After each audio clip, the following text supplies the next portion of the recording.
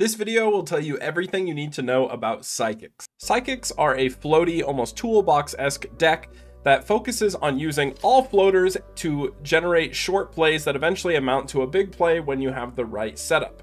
The deck puts a big emphasis on pre-planning your turns, using your floaters to special summon the correct monster at a given time, and that will allow you to synchro for effectively free to set up big power plays without costing any of your resources. This is a very unique archetype to Tengu plant format because of the fact that Psychics really didn't see a lot of historical play. They got their first debut in 2012 at YCS Toronto by Jeff Jones's Grand Soil Psychics, but really didn't see any competitive play prior to that, and I think part of that has to do with lack of exploration in those previous formats. Tengu plant format, this deck is very strong still and definitely worth considering if you're trying to win a tournament. So let's first highlight the main cards in the Psychic deck that you'll typically see used. The first one I want to talk about is the bread and butter. It is Serene Psychic Witch. This card is absolutely incredible. This card's effect is when this card on the field is destroyed and sent to the graveyard, you can banish one Psychic type monster with 2,000 or less attack from your deck. During the next standby phase, if this card stays in the graveyard, special summon the monster banished by this card's effect. So this is almost like a giant rat, except better because it's any type of destruction and it has a different effect where the one thing to think about it is you don't get to just like simply crash it like you do other floaters. You can't really ram it into your opponent's card because it doesn't come back until your opponent's standby phase. So this is a card that's actually very good to be destroyed during your opponent's turn, right? So your opponent, you want your opponent to kind of attack into it or even just pop it with like an effect. But at the end of the day, this card operates very differently than your standard floater. It's just really nice because it will always replace itself and it can even target itself with its own effect. So you can summon out another Serene Psychic Witch from the deck with Serene Psychic Witch, which means you can really use this to just stall until you see the card you want to see. So typically the approach is to use Serene Psychic Witch to get you whatever you need for your next turn. So if you don't have a tuner in your hand, then you can maybe get a tuner from the deck. If you do have a tuner in your hand, maybe you just get another witch or another card to synchro with from your deck. It really just has a lot of options, and this card plays very nicely with Esper Girl. So Esper Girl's effect is when this remove from play card is special summoned, remove from play the top card of your deck face down. When this card is sent from the field to the graveyard, add that removed card to your hand. This is a really interesting combo that the deck has, right? So Esper Girl is basically the tuner card you are using to functionally work with the entire deck. So Esper Girl is what you usually summon off of Witch if you have a non-tuner to synchro with. So typically if I have like a Reborn Tengu or something in my hand, that's when you're going to use Esper Girl to come out so you can synchro for free and then add that card you banish back, which is really, really strong. So this card automatically replaces itself and gives you synchro fodder, which is really powerful. And then it also operates with this card, Silent Psychic Wizard. So these are kind of the core psychic cards you're going to see in just about any variation of psychics in this deck. This one is also basically a floater. Its effect is when this card is normal summon, target one psychic type monster in your graveyard, banish that target. If this card is sent from the field to the graveyard, special summon that monster banished by this effect. So you can synchro with it and then bring back the monster. This card can banish the Esper Girl from your graveyard, which is going to, when this card leaves the field, special summon the Esper Girl, which is going to trigger its effect as well, to banish a card from the top of the deck and then add it back later when this card is sent from the field to the graveyard. So a lot of really cool things that you can do with that small engine going on, operating from these main three cards. One other detail that I think is probably worth mentioning is Esper Girl. Her effect to banish the top card of your deck face down, I think in historical Yu-Gi-Oh, or at least 2011 when Tengu plant format was existing, I don't think you could technically look at the card you banished face down. So that's just a weird little detail to know. Like, you know, in modern Yu-Gi-Oh, you can use desires and look at the 10 cards you banished. In Tengu plant format, I do not believe you are allowed to look at the card that you banished face down. Maybe someone can correct me if I'm wrong, but I'm pretty sure that it would be ruled that you cannot back then. So kind of interesting to think about. So you can't really like pre-plan off that, although I don't really know how it'd be ruled in tournaments, because especially on Dueling Book, that'd be a really hard rule to enforce.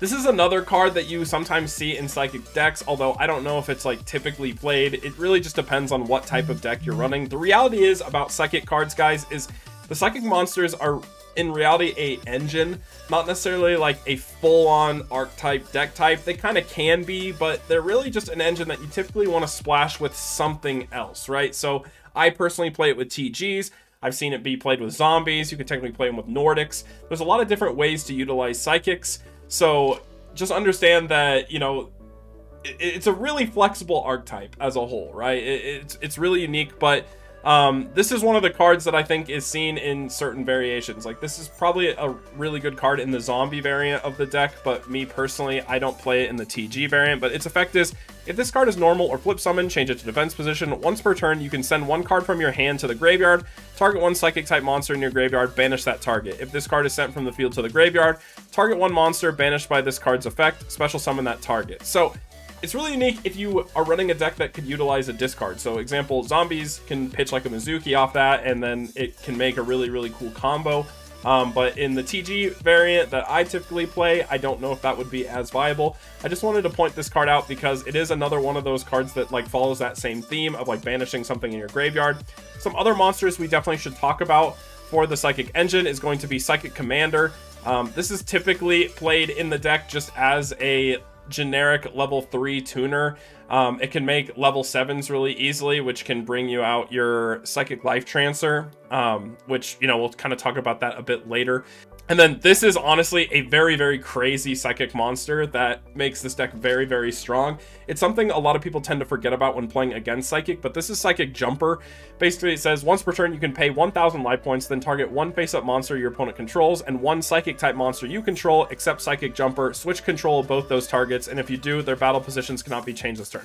So it's effectively a monster creature swap, which is really, really crazy because I've had a lot of scenarios where you can summon it off of like Psychic Witch. So your opponent attacks into a witch and then you just search out Psychic Jumper. And so then if you summon any other, like another witch, maybe a wizard or any other psychic monster, maybe even just a dead Esper girl, you can just send it to your opponent and steal their monster, and you choose the targets. It's not like Creature Swap where your opponent gets to choose. You get to pick what you take, which means this card is extremely powerful. There are some other psychic cards that some people kind of like experiment with, but I would say for the most part, the ones I covered here are the main ones you're going to see in the deck. The other card that is worth talking about is going to be Miracle Synchro Fusion. So this is a card that is very unique to psychics. Its effect is fusion summon one fusion monster from your extra deck that lists a synchro monster as a material by banishing fusion materials listed on it from your field or graveyard. And then this card says, if this set card is destroyed by your opponent's card effect and sent to the graveyard, you draw one card. So it's a weird floater back row, so it can kind of like bait out Randy MSTs and stuff like that, or even Heavy Storm, which makes it kind of good. But it also is used to bring out Ultimate Axon Kicker, which is the fusion requirements are one psychic type synchro monster and one psychic type monster. And then this says this monster can only be special summoned by fusion summon from the extra deck. This card cannot be destroyed by card effects. During battle between this attacking card and a defense position monster whose defense is lower than the attack of this card, inflict the difference as battle damage to your opponent, so it has piercing.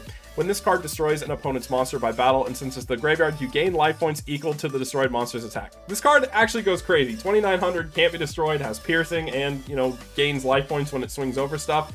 It's a really powerful card and super difficult to out in certain matchups. Like, some decks just really can't out this card, which is why I think Miracle Synchro Fusion is a really powerful and unique card, because that's what can bring out the Ultimate Axon Kicker. So those are going to be some of the core psychic cards, but the deck typically plays with a lot of other things. Like I said, it's really an engine more so than like a straight up archetype, and we'll kind of get into that in a second.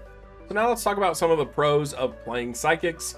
The first one that I think is really important about this archetype is virtually every monster in your deck floats, which I think is extremely powerful. It means you have all kinds of stall tools, and you can, like I said, really pre-plan your turns and set up for the most optimal time to extend and use your resources. The other thing that's really cool about the deck is you can make synchro plays without using your normal summon, because of the fact that you can use Serene Psychic Witch to special summon Esper Girl. You could then special summon a Werewolf off of the summon of the Esper Girl, and that lets you synchro and add a card back and not use your normal summon. So you virtually replace all the resources you used, and you didn't use your normal summon, which is extremely powerful. The other thing is this deck has a lot of extenders, in the sense that if your first play fails, you have things like TG Striker, you have Reborn Tengu, you have even Emergency Teleport, which is a crazy strong card in this deck, which lets you extend your plays and give you more options in a single turn if something gets interrupted. And the last thing is this deck is actually very difficult to hand trap. Your opponent has like very small max C windows that honestly are really easily played around. For example, if your opponent max sees the summon of your Esper Girl, you can just choose not to special summon Warwolf and instead normal summon it, synchro, add a card back, and your opponent gets a draw 2 in exchange for you having a, you know, level 5 synchro, which is going to eventually probably just be board control.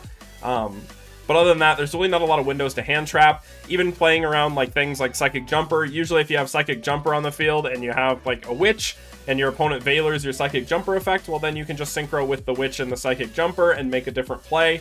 You just have a lot of different options with this deck, which is what I think is really, really powerful about it.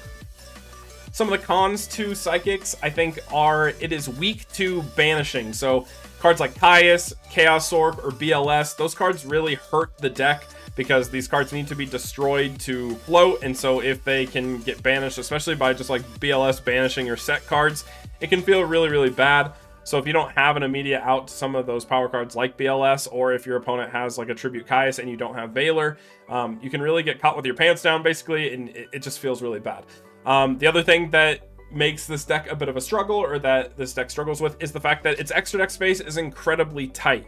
Because we're running Miracle Synchro Fusion, which some decks don't opt to use, I just personally think the card is very good. It means you have to run a lot of Psychic monsters that you otherwise don't really play in your extra deck. So for example, we're running Ultimate Axon Kicker, you got Thought Ruler Archfiend, you have Psychic Life Transfer, you have Psychic Nightmare, you have Magical Android. There's just a lot of cards that are taken up because you're opting to run the Miracle Synchro Fusion engine. Again, if you don't, you get that freedom, so that con can be kind of fixed, but again, I think the value in Miracle Synchro Fusion is worth it. That's just my personal take.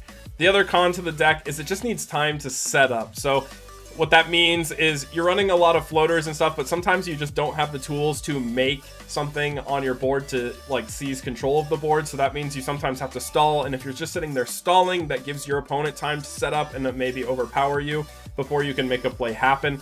So it is a bit slower to set up if you don't see the right cards at the right time. But I would say that is for the most part the cons to the deck. I think this deck is really flexible, so I really don't even feel like there are a lot of cons, if I'm being honest, or I feel like a lot of these cons are kind of easy to play around, so to speak. So, but yeah, that would be the pros and cons of the deck. All right, so let's just get into the deck build. This is my personal build that I won a remote duel tournament with. And I think this is honestly the best way to build Psychics. I've seen a lot of other takes on it, and I haven't seen any of them be successful. This is the one that I just think is so strong. I think this list I made is perfect, and I would highly recommend giving it a try if you want to give the archetype a try. Also, this build, this exact build is on the website, tcgrewind.com. I actually updated the website recently, so if you want to download this list, just go to the website, click on Psychics, and you can download this exact build card for card and have it right there yourself. So that's really cool, but let's just get into the deck and the ratios and all those things. So we're going to start with Silent Psychic Wizard. We run 2 of them. You don't want to run 3 just because this card is like a Blackwing Blizzard, right? It operates on having something in your graveyard, so if you open this card and don't have Psychic set up, it can feel really bad. So you don't really want to open it. You want to see it later in the game, and when you see it later in the game, this card goes crazy. Then we run, of course, 3 Serene Psychic Witch. This is just a given. This card is crazy. It's the entire engine of the deck. Then we got 1 Psychic Commander, 1 Esper Girl, and 1 Psychic Jumper. This is the entire Psychic package. That's all the Psychic monsters I'm running in my build. I think this is all you really need. A lot of the times, people don't really realize that you don't just have to summon Esper Girl off the Witch. You can just summon Witch off of Witch until you have another play to make. And I think this is just the cleanest package that's going to run as smoothly as possible for you. Some other monsters we have 3 Reborn Tengu. This is just another floater monster, synergized as well with the tuner that's a floater, right? Like, you can make a free level 6 with Esper Girl and Tengu, and it lets you draw, or basically effectively draw a card and then special summon Tengu. That just kind of goes crazy. And then we have a very small TG package. So we have 2 TG Striker and then 3 TG Warwolf. So the Warwolf just has such good synergy with the effect of Witch, right? Witch's effect special summons whatever it gets off of its effect, and then Warwolf can react to that and summon itself, which is very, very powerful. And that's honestly the main thing, but then you also have the ability to use Striker with Warwolf, that combo, to, you know, effectively make a level 5 synchro without normal summon in addition to comboing with Esper Girl. So this just opens you up for more plays. It can make really nice synchro plays, and honestly, going into cards like TG Wonder Magician can feel really good. So the nice thing about it is you've got like a Cyber Dragon-esque floater if you don't have anything on the board, or you just have an extender, and all of these cards float. So you can just kind of sit on anything and effectively wait to see what you need, and you will eventually get it. The last card we're running here that isn't Hand Trap is going to be a Mono Sanguine. This seems really weird because most people combo Tour Guide with Sanguine. I just really liked it because if your opponent destroys a Witch and you get Esper Girl, and if you have Sanguine in your hand, this is like the best card to normal summon and synchro for 5 with, because it lets you search and add a card.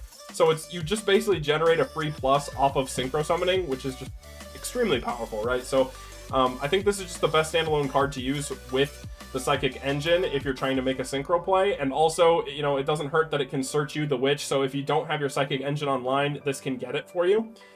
Then lastly, we have my standard go-to hand trap ratio. We run 3 Effect Veiler and 1 Max C.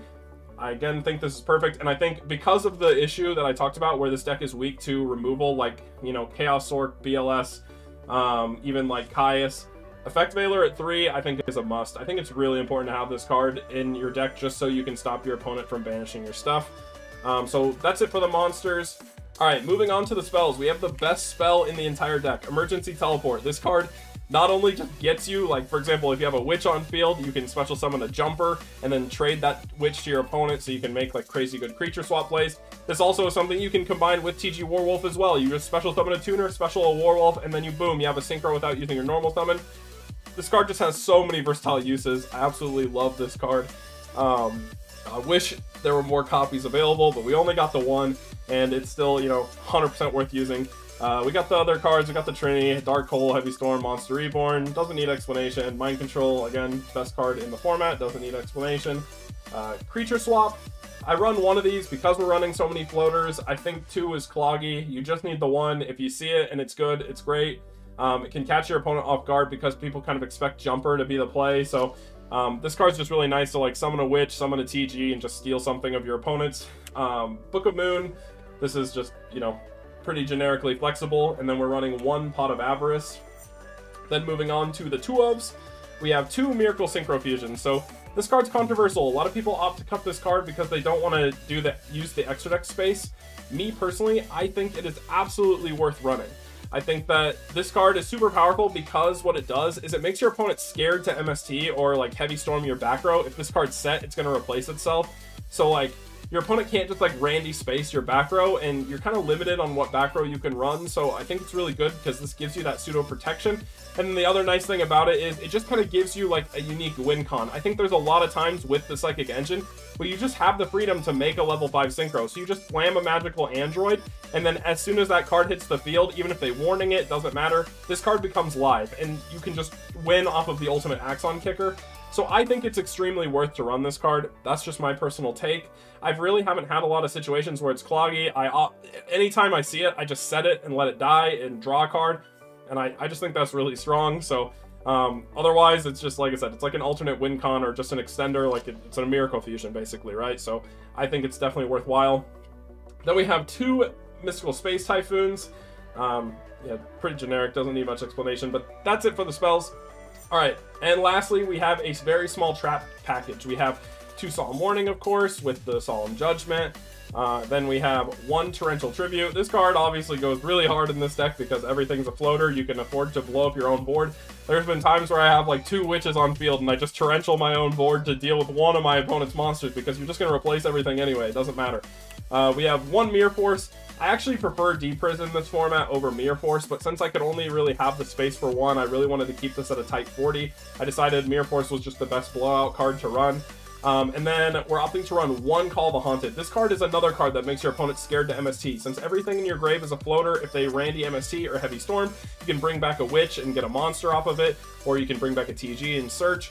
Just a super powerful card. I low-key sometimes wish I could run 2, but since we're, you know, I don't want to be too graveyard reliant, that's why I opted for 2 Miracle Synchro Fusion and then 1 Call of the Haunted. And then lastly, we have 1 Trap Dust Shoot. This doesn't need explanation. It's very powerful, but that's going to be it for the trap lineup of the deck. All right, so now we're going to talk about the extra decks. So we're going to start things off, and we have a copy of Ultimate Axon Kicker. like I said, this is your Miracle Synchro Fusion target. I don't think you need more than one. We are running 2 Miracle Synchro Fusion, but you're only going to summon it once in a single game. There's no chance you summon more than one. I have 1 copy of Utopia, just because you need the rank 4, and I actually like Roach a lot because I feel like this played really well into the agent matchup. Sometimes I would just steal a card or make a rank 4, and just making Roach felt like the best option. So I really liked how Roach felt and tested in this deck specifically, so I opted to run it even though you don't actually have a ton of rank 4 angles. And then the only rank 3 that I run is Leviair. The only reason for that is if my opponent somehow manages to banish an Esper Girl or something like that, and I really want to get that engine back online, this can bring it back. And especially if it targets Esper Girl, if that card was banished, it does get the effect to like remove, banish the top card of your deck face down when it's brought back by Leviair as well. So it can be a powerful tool, but the only way you would ever make this is with like a TG and a Witch or something like that. So you're like overlaying floaters, which feels kind of bad, which is why this is really the only rank 3 I opt to run, because I just don't think it's usually worth to overlay in this deck. We have Trishula, pretty self-explanatory. Scrap. Thought Ruler, this is just, another card for Miracle Synchro Fusion, and also it's a level 8 Synchro. We have 1 Stardust Dragon, and then we have another Miracle Synchro Fusion target in Psychic Life Transfer. We have Black Rose Dragon. Psychic Nightmare, this is another weird card, but it's a secret rare in Duelist Revolution. This card is another Miracle Synchro Fusion target. It lets you look at your opponent's hand, basically, or not look at your opponent's hand, but pick a card out of their hand and call it. If it's monster, spell, or trap, they have to reveal it. So it can get you information, which is kind of cool if you're like going into it, or ladder climbing just to get a Psychic Engrave for Miracle Synchro Fusion. So it's kind of useful. It does need a tuner and then a non-tuner Psychic, so you can actually make this card with TG Striker plus the Psychic Wizard, which is really cool. Then we have Bryanak, of course. Magical Android, this is probably one of the most commonly made cards you make in this deck. Like I said, there's so many scenarios where you just have a free level 5 Synchro, and you just slam this just so if it goes to grave, you have Miracle Synchro Fusion live. Catastor, of course, and then TG Wonder Magician. I really like this card because it outs back row and is 19, so it's really good against heroes. If you can just make a level 5 Synchro, you go into TG Wonder Magician, pop one of their back rows, and if they have an alias, they can't even really like use Gemini Spark on it because it's going to draw you a card. So it's really, really powerful, versatile card. It also has an ability to synchro on your opponent's turn, which is weird. It is a tuner, so you can like climb with it. Kind of an interesting, unique card, but I do think this is ideal extra deck. Some things I'll talk about is some people opt to run things like Naturia Beast and even Barkion. I personally do not, for the reason that I think the only way you're making Naturia Beast is going to be with a TG Striker plus a Serene Psychic Witch, and I feel like those tools are better used on their own rather than just sending them to the graveyard. I think that's actually pretty costly to make the Naturia Beast, and unless you have a ton of back row to protect, which this deck doesn't really run a ton of back row, I don't think it's worthwhile to just slam a Naturia Beast like that. So I feel like the scenarios where you'd want to make it are very few and far between, and these cards in general are just way better. And last but not least, we have our side deck. So we're going to start with some of the monsters. I run 2 King Tiger Wangu. I think this deck utilizes it very nicely. You can low-key like summon a witch under Wangu and pop it to get its effect if you really need to, but I think this card just walls off agents very nicely, walls off Tengu plants very nicely, and it's just generically really powerful. We run 2 Maxi inside just for if we're going against Tengu plants or a deck that special summons heavy. Then we have 2 Cyber Dragon for Karakuri and even a Chimera Tech. Typically what I'll do if I want to put this in is I'll side out like one of the psychic targets, so like Psychic Life Transfer or even Thought Ruler, because these are a bit harder to go into. So I'll side that out to put in Cyber Dragon and then maybe side out one of the Miracle Synchro Fusions. Then we have 2 Thunder King, just because if we're going first, then this is a really powerful starter card. Lastly, we have 2 Chaos Trap Hole. This is just for, dealing with the Chaos matchup. I think this is really powerful, banishing their Chaos Orcs, stuff like that, removing their graveyard resources. And then we have 3 Light Imprisoning Mirror. This is for the Agent matchup. I think siding heavy for it is really good. I don't like Leeching the Light because of the fact that this deck doesn't really swarm all that well. So it's better to just turn off their effects and cause them problems, more so than using like, a Leeching the Light to try to OTK them. This deck doesn't really OTK all that well. And then lastly, we just side the 3rd MST. just for more back row removal if we're going against like a heavy back row deck. But that is it for the side deck. I think this is pretty optimized. There might be a case where you maybe look to run like things like Puppet Plant or something to deal with heroes a bit better. I could see that being a case, especially since a lot of your tuners are floaters. So you could maybe make some space for that, maybe cut down on the light imprisoning mirrors or whatever. But I think the side deck is pretty well optimized. The deck doesn't really have any crazy hard matchups, so it's really just about optimizing going first or second in your current matchup, which is why I'm opting to run the cards I am. Real quick, I just wanted to talk about some commonly like suggested or even considered cards for the deck. The first one I want to talk about is Giant Rat. You could make a case for Giant Rat. The main thing that it does is it just gets you your Witch to the field if they swing over it. My issue with it is a little easy to play around. I feel like this card is just not as good as having just a Witch, so I'd rather just try to hard draw the Witch by using TGs and other things to just float and slowly play around instead of just trying to use Giant Rat to get to that engine. That being said, you can just crash a rat into getting a Witch, but again, that doesn't really do much for your plays, because if you crash a rat and get a Witch, if you want to crash the Witch, you have to wait until your next standby, until your opponent's standby phase to like get that monster. So there's not a lot of value in doing that, which is where I think Giant Rat loses a lot of its value in this deck specifically. But you could technically use it for weird jumper plays, stuff like that. So it definitely could be considered, especially with things like Creature Swap in the deck. I just personally don't enjoy using it. The next one is Tour Guide. I've seen some people like forego the TG engine and just opt for Tour Guide. I personally don't like it because it takes another normal summon, but there is some value to it. I think if you want to run Tour Guide, you don't opt for the Miracle Synchro Fusion version, because then you can have more space for the rank 3s. Extra deck space is what makes this card a little awkward, because you don't really want to overlay with much. And if you're running TGs, then I think it kind of clashes the two engines a bit. And, you know, space gets a little tight. Like, are you cutting Tengu? You know, like, I don't know what you're cutting for this card. But personally, I don't really like it more than TGs. I just can't emphasize enough that I just feel like TGs have perfect synergy with this deck. That's why I really like running these two cards, because they just do so much with all the cards in the engine, and I think it's just the best way to run it. The other card I want to talk about is Hush Psychic Cleric. Again, this basically is just another silent Psychic Wizard, but it's just adds an extra step of discarding card. If you're not running 3 Wizard, then why run this card, you know? And so I'm only running 2 Wizard. I just don't see a point in using this card unless, like I said, you're running something like the zombie variant where you want to, you know, pitch a card and stuff like that to make plays. That's where this card can be really good. But in like the variant I'm talking about running, I just do not think it's worthwhile. Other card is Overdrive Teleporter. Some people like this card, but I just think because of Valor, Warning, stuff like that, it doesn't have as much as it really should. It doesn't really accomplish very much, and you know, it just takes a lot to actually be useful. So I don't really think it's very good. Then we also have the Power Well. A lot of people from Edison come see Psychics being good, and they're like, oh, hey, you should run this card.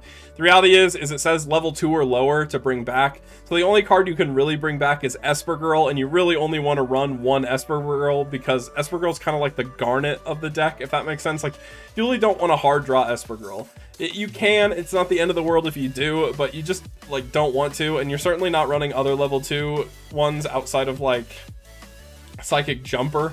So like you have like Jumper and Esper Girl. If you wanted to try to make space for like an extra Jumper, maybe, but to me it just sounds kind of bad.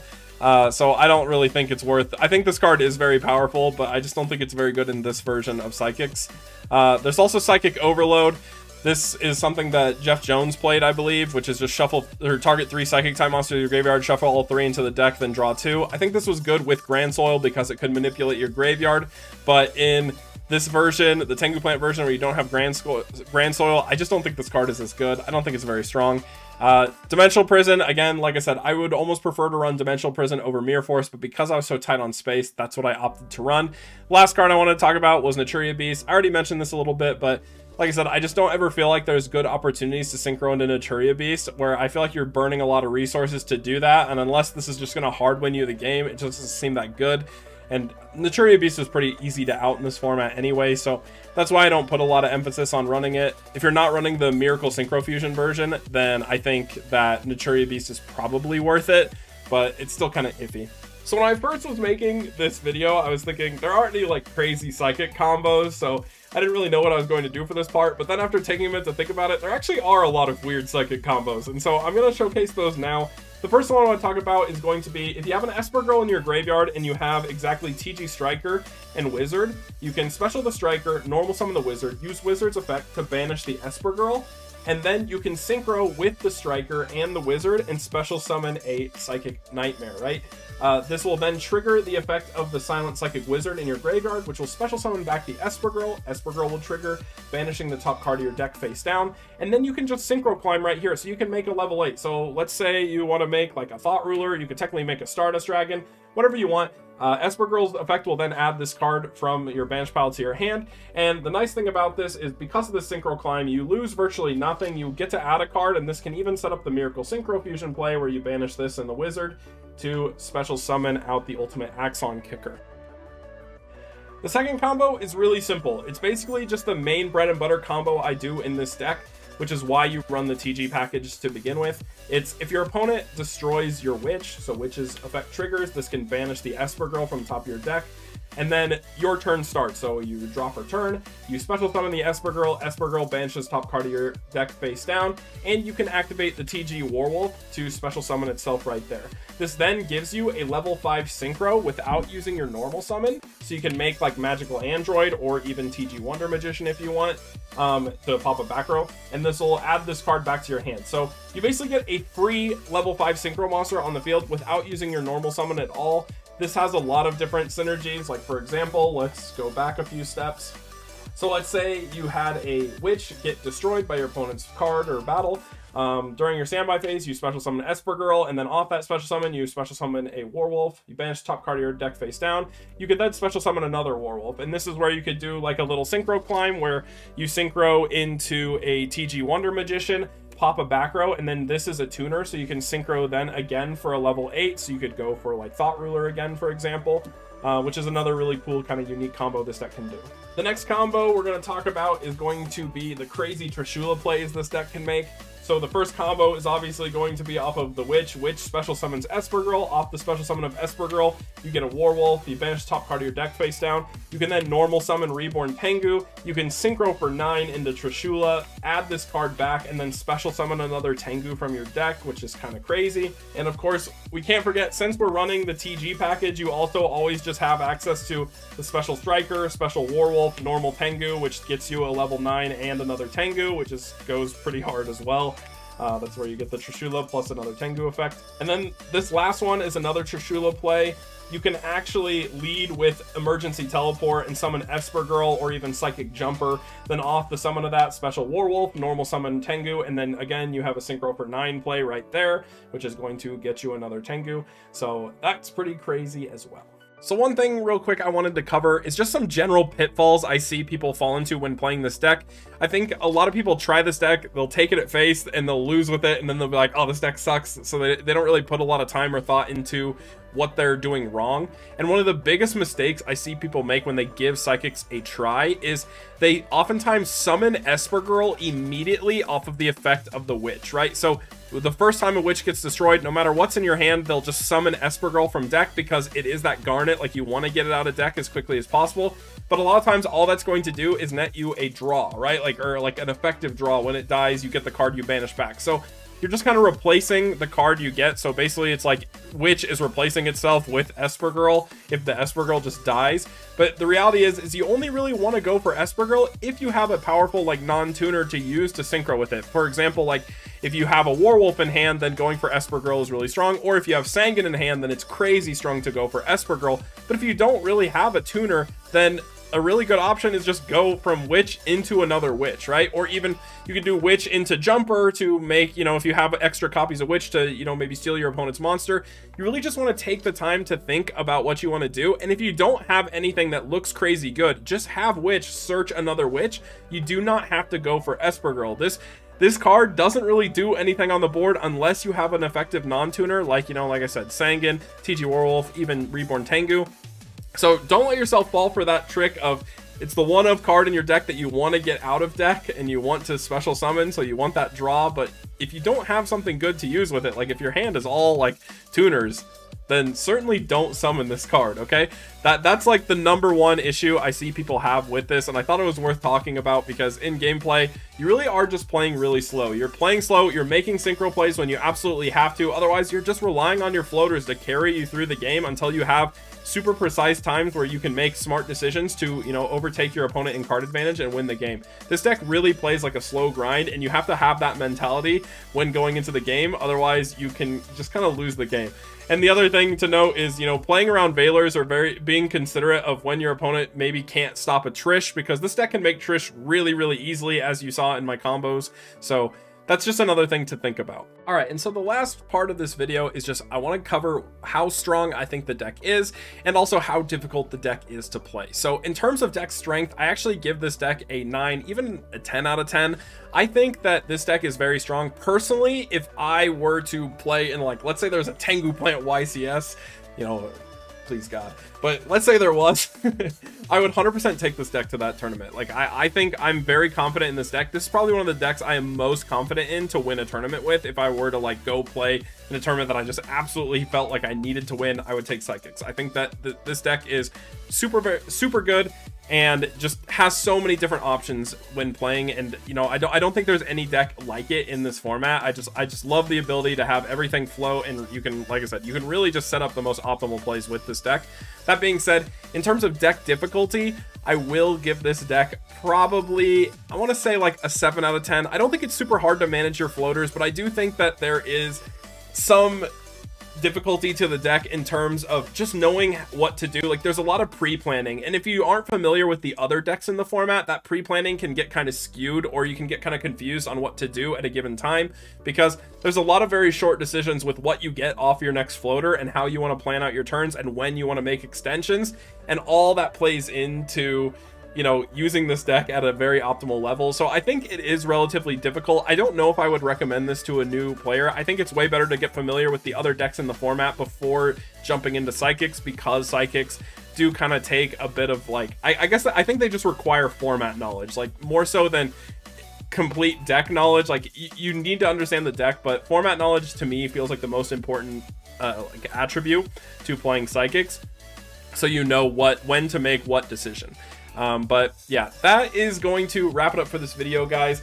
I know I said that, you know, you guys could vote on what the next deck I did was, but I already had Psychics built, so I was like, yeah, we'll just do this one. But I still want you guys to put in the comment what deck you want to play, and if you guys see a deck that's already been commented, please like it. I just want to see feedback. I see like one deck at a time, and you know, I really want to know what, you know, you as a community, what you collectively want to see me cover and do research on. If I'm going to do it, I want to actually like actively play it or put a lot of time into the deck before I make a video on it for like an in-depth profile. I want to have a lot of knowledge on the deck, so you know, that means typically revisiting it.